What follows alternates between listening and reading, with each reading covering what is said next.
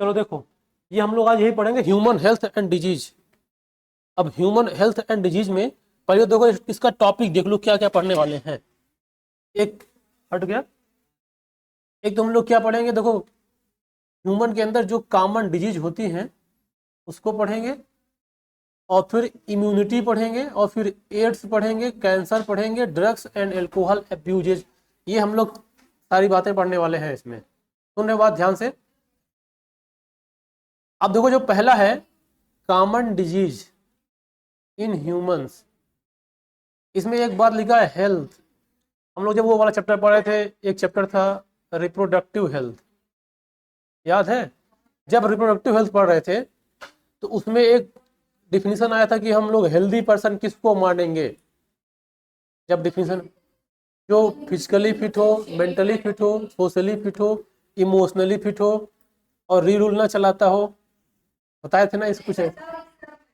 तो मतलब उसी को हम लोग क्या बोलेंगे, वही पर्सन हेल्दी पर्सन है। जैसे इसमें देखो लिख लो। अच्छा, ये किसने बताया था, ये कौन ऑर्गेनाइजेशन बोला था ऐसा?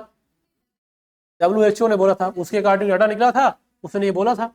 अब यहाँ तुम लोग यहाँ पर दिख रहा होगा, अभी हम लिख नहीं पाएंगे, कल से लिखेंगे। हेल्थ हेल्थ देखो लिख रहा है physical, mental, social well beings, उसी को हम लोग हेल्दी बोल सकते हैं। अब देखो जो हेल्थ होता है वो किस तरह से हम लोग के अंदर इफेक्ट, मतलब क्या उसका डिसऑर्डर आ सकता है। जैसे कि एक होता है जेनेटिक डिसऑर्डर, कोई पहले से किसी बीमारी नहीं हो, उसके पेरेंट्स में उसके अगले पीढ़ी में आ गई हो। हाँ, एक तो उस तरह से बीमारी हो सकती है, बस समझ रहे हो ना। अगर हम बात करें कि मान लो किसी का अगर हेल्थ गड़बड़ हो रहा है, मतलब वो अनहेल्दी हो रहा है, तो इसका जो रीजन हो सकता है वो क्या क्या हो सकता है। एक तो ऐसा हो सकता है कि उसके बाद कोई जेनेटिक डिसऑर्डर आ जाए, बीमारियां उसके पेरेंट्स में नहीं हो, उसके अंदर आ जाए। लेकिन सारी बीमारियां ऐसी नहीं होंगी, कुछ ही बीमारियां हैं जिसका अगली पीढ़ी में ट्रांसफर होता है, या तो एक जेनेटिक डिसऑर्डर बोल सकते हैं उसको। दूसरा, कोई ना कोई इन्फेक्शन हो जाए। अब देखो इन्फेक्शन कैसे होगा, इन्फेक्शन होने के लिए एक वर्ड होता है पैथोजन, बात समझ रहे हो ना। जो पैथोजेंस होते हैं उसको हम लोग बोल सकते हैं कि वो माइक्रोब्स हैं। मतलब जितने माइक्रोब्स हैं जो हमारे आंखों से दिखाई नहीं पड़ रहे हैं, तो हम लोग बात करना शुरू कर दिए। अब मेरी शकल नहीं दिखी तो बात करने लग जाते हो। जो जो माइक्रोब्स होते हैं, एक तो वहां वो बनवा लेते हैं ऊंचा सा वो स्टेज, तो बैठेंगे तो दिखेगा ना सबको। सुनो ध्यान से। जो माइक्रोब्स होते हैं हमारे बॉडी के अंदर इंटर कर गए। अब देखो बॉडी के अंदर इतने बड़े हाथी घोड़ा तो घुसेगा नहीं, जो माइक्रोब्स होगा वही जा पाएगा। अब बॉडी के अंदर वो माइक्रोब्स घुस गए, अब खूब सारा ग्रोथ किए, और जब ग्रोथ किए तो जो हमारे सेल्स ऑर्गन है वो सब धीरे धीरे डैमेज होने लग गए। तो उनसे क्या होगा, हमको इन्फेक्शन होगा, बीमारियां होगा। और एक और होता है, जैसे मान लो किसी की जो चेंज लाइफ स्टाइल हो जाए, किसी की मतलब लाइफ स्टाइल चेंज हो रही है, जैसे कि खाने की, जो खाना चाहिए प्रॉपर हम लोग वो नहीं खा पा रहे हैं, जो पानी पीना चाहिए वो नहीं पी रहे हैं, जो रेस्ट करना चाहिए वो नहीं कर रहे हैं, जो एक्सरसाइज करना चाहिए वो नहीं कर रहे हैं, और जो हमारी हैबिट है कि इतने बजे उतने उठना है, इतने बजे करना है, अगर वो इरेगुलरिटी आएगी तो उसमें क्या बीमारियां होगी। ऐसा तुम लोग खुद ही फील किए होगे, है ना। तो इतने तरीके से हम लोग का हेल्थ जो है अफेक्ट होगा। और एक चीज और होता है जिसको इंजरी बोलते हैं, है ना। अब वो इंजरी उसी में आ जाएगा हमारे चेंज इन लाइफ स्टाइल, मतलब कोई कोई एक्सीडेंट हो गया, कुछ चोट लग गया, तो वो तो बीमार, मतलब वो हम लोग का अफेक्टेड है, मतलब हेल्थ अफेक्टेड करेगा। लेकिन उसके बाद जो होगा वो इन्फेक्शन ही होगा। क्योंकि जैसे मान लो किसी की जब इंजरी होती है, तो इंजरी होने के बाद उसमें क्या होता है, इन्फेक्शन हो जाता है। तभी तो जो डॉक्टर कहता है उसको पट्टी से बांध दो, उसमें एंटीबायोटिक लगा दो, फिर उसको एंटीबायोटिक मेडिसिन दे दो, जिससे कि उसके अंदर उसका इन्फेक्शन ना बढ़ने पाए। और वो इन्फेक्शन कहाँ से आएगा, क्योंकि इस इन्वायरमेंट में जितने सारे से यहाँ पे पूरे माइक्रोब उड़ रहे हैं, हमको दिखाई नहीं पड़ रहा है, हमारे अंदर जा रहा है, हमारे नाक से माउथ से सब अंदर जा रहा है। लेकिन हमारे अंदर इम्यून सिस्टम नाम की एक आर्मी है बॉडी के अंदर, जो कुछ भी होता है उसको तुरंत क्या करते हैं, उसको काउंटर करके हमारे बॉडी को हेल्दी रखती है ना। अगर वो ना हो, इम्यून सिस्टम अगर ना हो, तो हम लोग किसी मतलब 1-2 दिन भी सर्वाइव नहीं कर पाएंगे बिना इम्यून सिस्टम के। अगर इम्यून सिस्टम नहीं है तो फिर हमको बहुत या तो बहुत ज्यादा प्रोटेक्टिव इन्वायरमेंट में रहना पड़ेगा, कि मतलब उसमें एकदम बिल्कुल इन्फेक्शन नाम का चीज ही ना हो। हाँ, इसको बिल्कुल आइसोलेट कर दे, स्टरलाइज रूम जिसको बोलते हैं ना। जैसे जब जहाँ सर्जरी होते हैं, OT होता है, वहां पे देखोगे तुम लोग जो उसमें इंस्ट्रूमेंट यूज होते हैं वो एकदम बिल्कुल स्टरलाइज होते हैं। अब इतना स्टरलाइज करना तो पॉसिबल नहीं पूरे इन्वायरमेंट को, है ना। तो हम लोग जिस इन्वायरमेंट में जी रहे हैं उस इन्वायरमेंट जीने के लिए हम लोग के अंदर एडाप्टेशन आ चुका है। अब क्या आया है, इम्यून सिस्टम। बस समझिए ना, अब इम्यून सिस्टम डेवलप हुआ धीरे धीरे, हम लोग अभी उसको पढ़ेंगे कि इम्यून सिस्टम ये कैसे कैसे डेवलप हुआ है, इसकी क्या मैकेनिज्म है, इम्यून सिस्टम कितने टाइप का होता है। जैसे देखो इम्यून सिस्टम जब जब कोई बच्चा पैदा होता है तो उसके अंदर इम्यून सिस्टम डेवलप नहीं होता है, उसके अंदर एक इम्यून सिस्टम डेवलप होता है। देखो दो, एक होता है इन बार्न इम्यून सिस्टम और एक होता है एक्वायर्ड। जो जन्म से मिलता है वो मतलब इन बार्न कहलाएगा, जो हम लोग बाद में सीखेंगे वो क्या कहलाएगा, वो एक्वायर्ड कहलाएगा।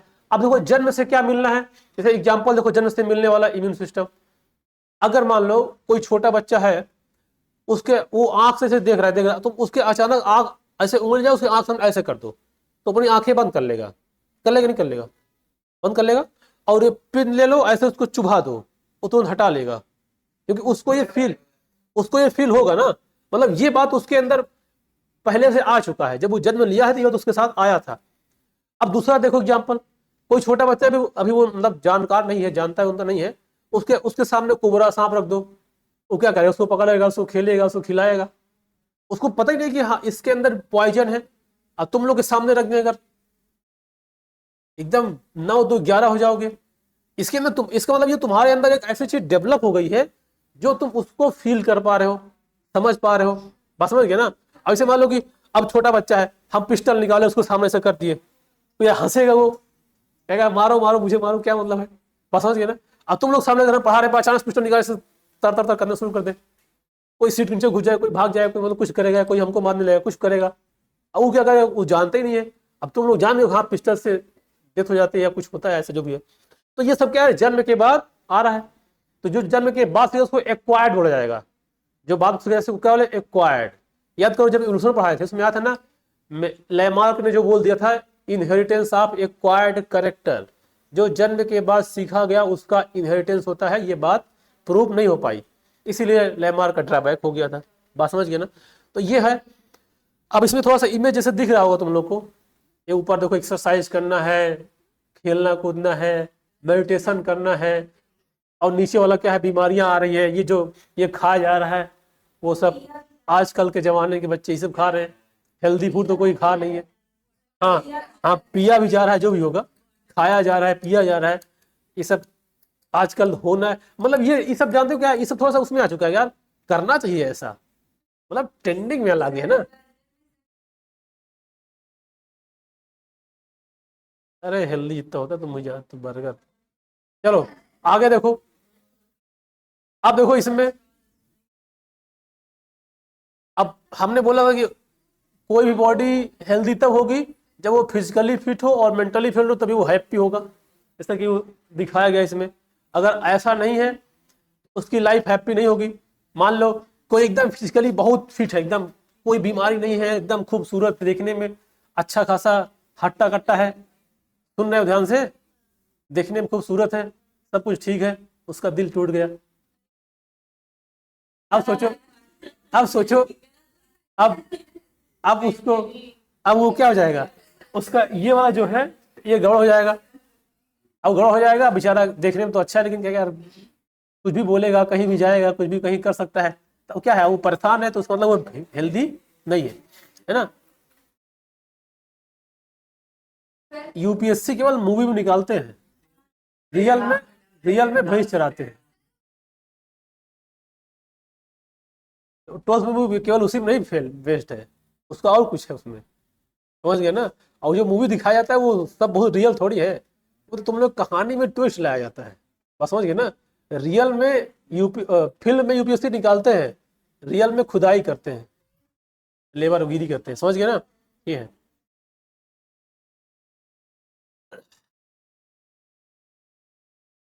अब सुनो ध्यान से, अगर कोई बोले कि डिजीज किसको बोलते हैं हम लोग, अगर हम लोग बोले कि डिजीज किसको बोलते हैं, तो मतलब जो हमारे ऑर्गन्स पे कोई एडवर्स इफेक्ट डाल रहा है, मतलब जो कुछ भी हमारे ऑर्गन पे, ऑर्गन मतलब हमारे बॉडी के अंदर जो कुछ भी, जैसे लीवर, किडनी, लंग्स वगैरह, जो कुछ भी उसके ऑर्गन पे एडवर्स इफेक्ट डाल रहा है, उससे जो कुछ निकलेगा वो डिजीज कहलाएगा। बात समझ गए ना। अब तुम लोग देखते हो, अगर किसी का इन्फेक्शन होगा तो कोई ना कोई ऑर्गन पे इफेक्ट पड़ेगा, बस समझ लो ना। और जिस ऑर्गन पे इफेक्ट पड़ेगा तो उससे क्या निकल के आएगा, उसका सिम्टम आएगा, और उसको हम लोग क्या बोलेंगे, उसको हम लोग क्या बोलते हैं, बीमारियां बोलते हैं। बात समझ गए। तो डिजीज को हम लोग इस तरह से डिफाइन कर सकते हैं। अब सुनो ध्यान से, जो डिजीज होती है वो दो टाइप बीमारी होती है।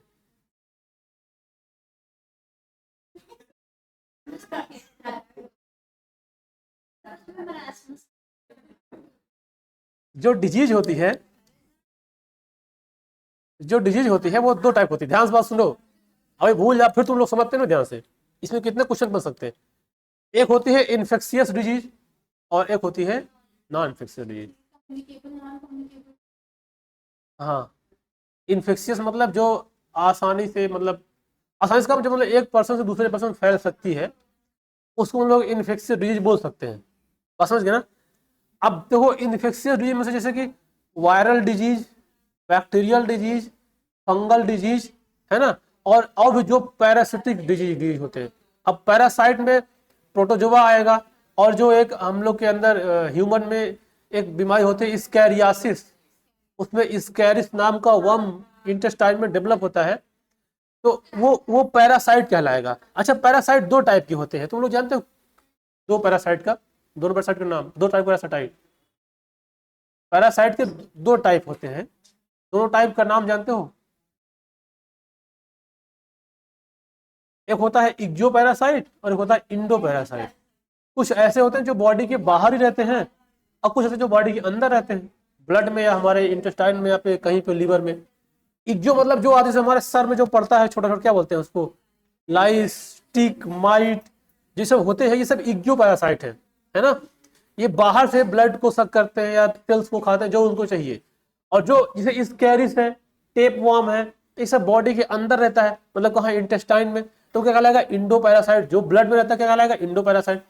तो ध्यान दो, बीमारी कौन कौन सी, viral disease, bacterial disease, parasitic और ये फंगल इन्फेक्शन। ये क्या, हाँ प्रोटोजोन पैरासाइट में आएगा ना, प्रोटोजोन पैरासाइट में तो आएगा। हाँ हेलमिंथेस तो आएगा, बता रहा हूँ क्या उसका, हेलमिंथेस क्या आएगा, पैरासाइट तो है ना हेलमिंथेस। जो प्लेटी हेलमिंथेस है वो फाइलम, उसमें हेलमिंथ आता है। अब वो क्या कहलाएगा, पैरासाइट है, वही बताया अभी, इंडो पैरासाइट में जाएगा वो। तो सारी कैसे आते हैं वो सब, एक से एक, मतलब एक से दूसरे में फैल सकता है। अब देखो इन्फेक्शन में जो बीमारी उसका भी स्टेज होता है। कुछ बीमारी जो होती है फैलती है, बहुत तेज फैल जाती है, जैसे जैसे कि सर्दी जुकाम जो होता है, रियो वायरस जो होता है, जैसे एक पर्सन को है, दूसरे बहुत जल्दी हो जाएगा आराम से। और जो उसको हम लोग हाईली इन्फेक्शियस डिजीज, जैसे कोरोना जो था, जो कोरोना था वो हाईली इन्फेक्शियस डिजीज था, एक को होगा दूसरे को हो जाएगा। बस ये था कि सौभाग्य की बात ये थी कि बहुत ज्यादा वो लीथल नहीं था, मतलब कि ऐसा नहीं जिसको हो जाएगा वो मर ही जाएगा। अगर ऐसा होता तो हमको लगता है बहुत ज्यादा सारे लोग खत्म हो गए होते, बहुत कम लोग बचते, क्योंकि कोरोना सबको लगभग लगभग हुआ था। हाँ, कंट्रोल हो जाता पॉपुलेशन, थोड़ा सा हो जाता है, बोझ हो गए धरती पे। बात समझ गए। तो ये क्या कहलाएगी, इन्फेक्शियस डिजीज। याद कर लो कौन कौन, वायरल, बैक्टीरियल, पैरासिटिक और जो फंगल, ये सारी बीमारी कैसी है, इन्फेक्शियस डिजीज। अब कुछ ऐसी बीमारी होती है जो कि नॉन इन्फेक्शियस है, जैसे कार्डियोवैस्कुलर डिजीज, जो हार्ट की डिजीज होती है, जो हार्ट संबंधी डिजीज होती है, वो अगर किसी का हार्ट फेल हो रहा है तो ऐसा नहीं कि अब उसको देख के दूसरे का भी हार्ट फेल हो जाएगा, या उसके साथ बैठने से उसका भी हार्ट फेल हो जाएगा। लेकिन ऐसा हो सकता है, मान लो कोई उसका रिलेटिव घबरा जाए, वो अगर उसको घबराहट हो जाए, अरे ये मर जाएगा मेरे सामने, हम इसको देख नहीं पाएंगे, तो हो सकता है उसका भी फेल हो जाए। तो वो, लेकिन दूसरी बात है, वो तो डर है। लेकिन बीमारी दूसरे में नहीं, वो कैंसर है। अब कैंसर मतलब ऐसे दूसरों को, दूसरे से फैलता नहीं है, वो मतलब थोड़ा सा लॉन्ग टाइम में होता है। कार्सिनोजन नाम का जो क्या होता है उसको, कार्सिनोजन के नाम बताओ, कितने टाइप कार्सिनोजन थे। कार्सिनोजन, कार्सिनोजन किसको बोलते हैं, हाँ, कार्सिनोजन किसको बोलेंगे। हाँ तो सुना है तो ये हम चैप्टर में ये था नहीं, जब पढ़ा तो वो म्यूटेशन तो बताए थे, म्यूटेशन में। कार्सिनोजन मतलब ये होता है जो ऐसे एजेंट, हाँ, कैंसर कॉजिंग एजेंट को कार्सिनोजन बोलते हैं। बात समझिए ना, जब पढ़ाए तो वहां बताए थे, आगे फिर मिलेगा जब कैंसर पढ़ाएंगे तो। ये बीमारी होगी। और डायबिटीज हो गई। देखो डायबिटीज भी एक पर्सन से दूसरे पर्सन को फैलती नहीं है, वो मतलब काफी लंबे समय में आपके लाइफ स्टाइल पे, खान पान पे, इस सब से बीमारियां होती हैं। तो ये सब बिल्कुल भी infectious disease, mental health condition, कोई मेंटल है, अब पता लगा हाँ मतलब दूसरे से दूसरा हो जाए, ऐसा तो नहीं होगा लेकिन हो भी सकता है। हाँ इसे बोलते हैं ना कि यार तुमको हम देखते तो खुद ही पागल हो जाएंगे। हाँ ये हो गया। और एक एक बीमारी होती है, बहुत मतलब सीवियर बीमारी है, उसको बोलते हैं ऑटो इम्यून डिजीज। उसका एक एग्जांपल है हाशीमोटो। उस बीमारी को ऑटो इम्यून डिजीज का मतलब ये होता है जो हमारा इम्यून सिस्टम है, हमारे इम्यून सिस्टम हमारी सेल को खाने लगते हैं। बात समझ गए ना? जो मेरा इम्यून सिस्टम है, अपना इम्यून सिस्टम अपने सेल को खाते हैं। अच्छा ऐसा क्यों हो पाएगा? जानते हो क्यों हो पाएगा ऐसा? देखो ऐसा होने का ऐसे तब होगा, नहीं नहीं बेटा ऑर्गन नहीं, मतलब ये ऑटोमेटिक किस कंडीशन में आएगी? देखो हमारे ब्लड में इम्यून सिस्टम जो चलाता है डब्ल्यूबीसी, उसके बहुत सारे पार्ट हैं कि कोई पैथोजन को मारता है, कोई पैथोजन को मार्क करता है कि ये बाहर का पैथोजन उसमें मार्क कर दिया, जो मारने वाला आएगा उसको मार देगा। अब पता लगा वो जो मार्क कर रहा था वो अपने हिस्से को मार्क कर दिया, तो अब जो मारने वाला आया अपने हिस्से को मार दिया। उससे मतलब क्या है? मारना है। जैसे देखो हमारे लोग इंडिया के सभी बॉर्डर पे सिक्योरिटी है, अगर उसी में कोई अगर मान लो बाहर से कोई आए उसी तरह से वेशभूषा बना के आर्मी की तरह, तो लोग सोचेंगे मेरा ही आर्मी है, आने दो अंदर। चला आया अंदर, अब अंदर यहाँ के तहलका मचा दिया। तो ऐसे इससे क्या हो रहा? ये एक तो ये हो गया, दूसरा क्या हो गया, जो हम लोग की आर्मी है उसी आर्मी में से कोई गद्दार निकल जाए, दूसरे देश से मिल जाए और आके अपने ही सैनिक को धीरे धीरे धीरे धीरे मारता जाए। तो इसको क्या बोलेंगे? Auto immune disease. ये भी बीमारी दूसरों से फैलती नहीं है, ये भी जो जब भी आती है लॉन्ग टाइम से आती है और उसी को रहती है। ये तो ये हो गई। और क्रोनिक रिस्पायरेटरी डिजीज। अब देखो इसमें एक बात है, रिस्पायरेटरी डिजीज फैल सकती है दूसरे को, लेकिन जब क्रोनिक हो जाएगी, जो क्रोनिक बीमारी होती है वो नहीं फैलती। जैसे देखो जब हम लोग में कोई ऐसी बीमारी है रिस्पिरेशन संबंधी, अगर कोई अभी हल्की फुल्की बीमारी है तो हो सकता है जैसे सर्दी जुकाम है, सांस लेने में दिक्कत है, दूसरे हो सकती है। लेकिन जब क्रोनिक होगी तो उससे क्या बनेगा? अस्थमा। बात समझ रहे हो ना? जो अस्थमा होता है, अस्थमा एक पर्सन से दूसरे पर्सन में नहीं फैलता है, वो क्योंकि क्रोनिक डिजीज है। वो कौन सी? Chronic respiratory disease. तो अगर रिस्पायरेटरी डिजीज बोलना होगा तो उसके पहले क्रोनिक भी लगाना पड़ेगा। अगर केवल रिस्पायरेटरी डिजीज होगा तो वो फैल सकती दूसरे में, अगर क्रोनिक है तो अब वो दूसरे में नहीं फैल सकती। तो ये हमारी बीमारियां क्या हो गई? नॉन इन्फेक्शियस बीमारी। ये जो दोनों इमेज दिखाई दे रहा है, इधर की इन्फेक्शियस है और ये नॉन इन्फेक्शियस। अब इसको बेचारे इसको इसको माल न्यूट्रिशन है, मरासमस, मरासमस मरासमस क्वाशियोर्कर एक बीमारी होती है, जो स्टारवेशन, जो भूखमरी, जैसे इन बच्चों को प्रॉपर न्यूट्रिएंट्स नहीं मिल पा रहा है तो मोटा कहाँ हुआ है? तो पेट पेट निकलने को मोटा बोलते हैं क्या? केवल पेट निकलना मोटा बोलते हैं उसको? ये देखो देखो इसका मतलब इसका पेट निकल गया लेकिन और सिस्टम सारे क्या हो गए हैं? वीक हो गए हैं। इसका मतलब कि हाँ स्वेलिंग आ गई है, वो मतलब ऐसा नहीं कि उसको हेल्दी दिखा मोटा है वो। बस समझ रहे हो ना? और इसको देखो, इसको है, वो है, उसको है मोटा, उसको मोटापा बोलते हैं। बस समझ गए ना? तो मोटापा भी एक बीमारी है। बस समझ रहे हो ना? हाँ ये सब मोटापा है जो आराम से खा रहे हैं। और ये जैसे ये क्या बोलते हैं, एक थायराइड बीमारी होती है, जो आयोडीन की कमी से होता है, घेंघा रोग, है ना? तो ये बीमारी नॉन इन्फेक्शियस किसी जो फैलती बोलती नहीं है। बस समझ गए ना? अच्छा जानते हो पहले पहले लोग मोटा नहीं हुआ करते थे, बहुत पहले। हाँ थायरॉक्सिन हार्मोन हाइपर,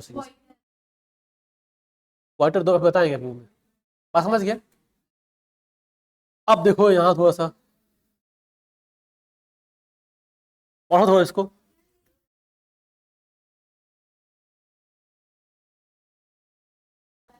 एक्चुअली इसमें ये समझाना चाह रहा था, एक आयुर्वेद सिस्टम है। आयुर्वेद समझते हो? एक्चुअली जो हम लोग की एलोपैथी बीमारी आई, ओ सॉरी बीमारी बोल दी, दवाइयां आई, जो एलोपैथी दवाइयां आई ये सारी दवाइयां आयुर्वेद से ही आई है। मतलब जो दवाइयों का पहला कंसेप्ट आया वो आयुर्वेद ही था, वहीं से सब कुछ निकल के आ रहा है। बस हो रहा ना? अब उसका जो कंटेंट है उसको कंसंट्रेट कर करके एलोपैथी बना दिया गया, बाकी सब तो आया वहीं से आयुर्वेद से। बात समझ रहे हो ना। तो उसमें एक ऐसा कहा जाता है कि जैसे एक एग्जाम्पल होता है, अगर आपका वात पित्त कफ, तुम लोग सुने हो? हाँ, वात पित्त कफ सुनते हो? वात मतलब एयर, तो जो सांस लेने वाली बीमारी है, लंग्स सही हो, और वात पित्त, पित्त मतलब, हाँ नहीं नहीं, पित्त मतलब वो होता है बाइल, बाइल जानते हो? हाँ, गॉल ब्लैडर में स्टोर होता है, लीवर में बनता है। अगर वो सही है, और कफ मतलब से लंग सही है, तो ये अगर तीनों चीज सही है, इसका मतलब ये है कि वो हेल्दी रहेगा, उसको बीमारी बहुत कम आएगी। हाँ, तो अब दिक्कत तो गॉल ब्लैडर खराब, तो लीवर तो है ना, तो गॉल ब्लैडर में स्टोर लीवर तो देगा ना। बस एक थोड़ा सा रियायत दी जाएगी, भाई तुम इतना इतना फ्रीली तुम नहीं रह पाओगे। तो इन लोगों ने बताया था ये सब इसके बारे में कि हाँ कौन सी बीमारी है, कैसे कैसे लोग फिट रह सकते हैं।